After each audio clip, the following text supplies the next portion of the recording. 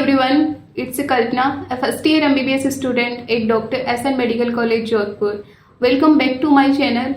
In this video, I am sharing that how I scored 600 plus marks in NEET 2024.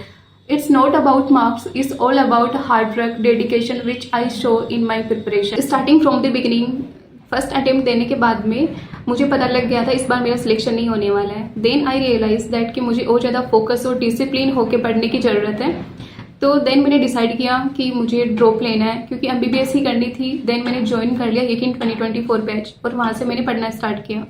इसके लिए सबसे पहले मैंने जो है वो अपना एक प्रॉपर रूटीन सेट किया एंड एक शेड्यूल बनाया कि मुझे अब कैसे कैसे तैयारी करनी है. तो इनिशियली जो मेरा रूटीन था वो कुछ इस तरीके से था कि मैं सुबह 5 o'clock उठ जाती थी.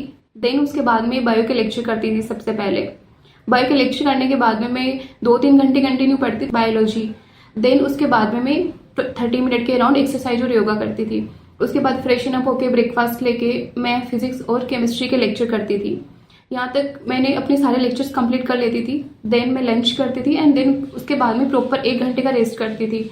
देन शाम को मैं जो भी मैंने उस दिन पढ़ा होता था केमिस्ट्री फिजिक्स बायो में उसको रिवाइज करती थी. देन उसके बाद में शाम को DPP लगाती थी. बस इनिशियली 5-6 महीने मेरा बस यही रूटीन था. मैंने जस्ट लेक्चर किए देन DPP लगाई, बस यही वाला मेरा रूटीन था. इनिशियली जो मैंने चैलेंज फेस किए थे वो ये थे कि जब आप ऑनलाइन पढ़ रहे होते हैं तो कंसंट्रेट कर पाना बहुत मुश्किल होता है, जो कि मेरे लिए भी था. एंड सेकेंडली इतने सारे टीचर्स हैं तो टीचर के बीच में कन्फ्यूजन रहता है कि कौन से टीचर से पढ़ें. ये मेरे लिए भी काफ़ी कन्फ्यूजन था बिकॉज एक बैच में भी हमें इतने सारे टीचर्स मिल जाते हैं.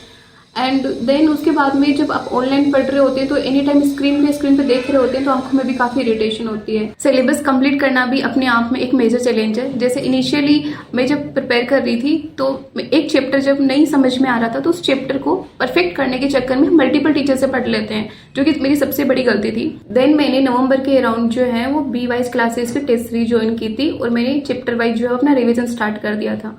सिंस वो टेस्ट सीरीज भी चैप्टर वाइज ही थी तो इसमें मेरे मार्क्स जो है वो 550, 620 के अराउंड आ जाते थे. एंड मेरा जो सिलेबस है वो फिजिक्स एंड केमिस्ट्री का वो जनवरी के एंड तक कंप्लीट हो गया था. एंड बायो का मेरे दिसंबर एंड में कंप्लीट हो गया था. उसके बाद में फरवरी के अंदर मैंने हर वीक जो है वो एक फुल सिलेबस टेस्ट दिया है.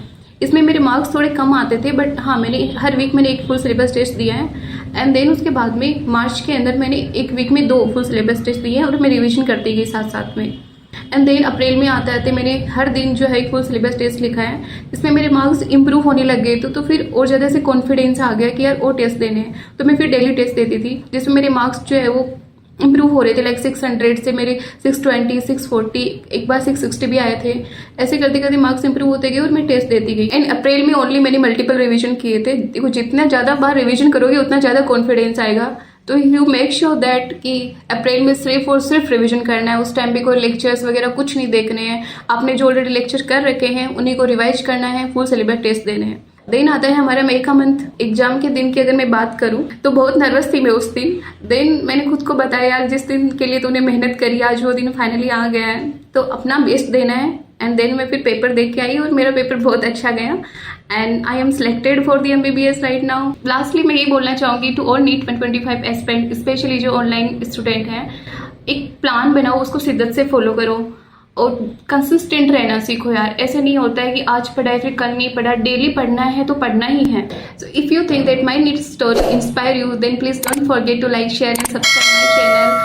If you have any query regarding the NEET preparation then let me know in the comment section. Thank you for watching this video.